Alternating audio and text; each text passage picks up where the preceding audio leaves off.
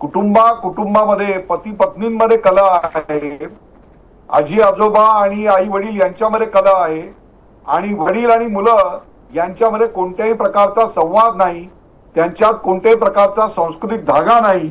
कुटुंबाचं एकमेकांवरचा प्रेम विश्वास हे सगळे आपण हरवून गेलोय.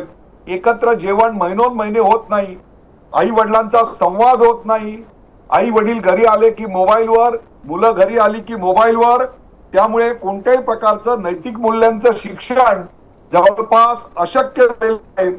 संस्कृती परंपरा यांचं कोणतंही ज्ञान नाही, खुलेपणानं चर्चा नाही.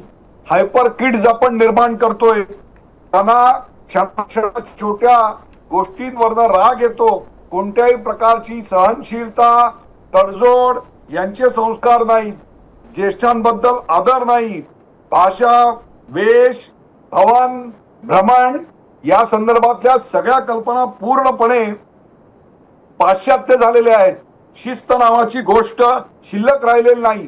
कुटुंबाप्रतीची जबाबदारीची भावना आहे ती नष्ट झालेली आहे.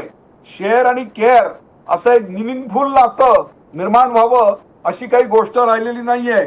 संस्कृतीचं संवर्धन नाही. घरातले सणवार उत्सव याच्यामध्ये मुलं सहभागी होत नाहीत.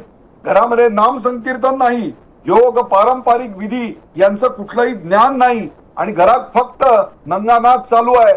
तो ग्लोबलायझेशनचा, पाश्चात्यांच्या अंधानुकरणाचा, वर्क कल्चरचा झटपट निकाल, झटपट आपल्याला मिळालं पाहिजे या संस्कृतीचा झगमगामागे जाण्याचा, गतीचा, नशेचा आणि त्याहीपेक्षा सुद्धा स्वकेंद्रित भोगवादाचा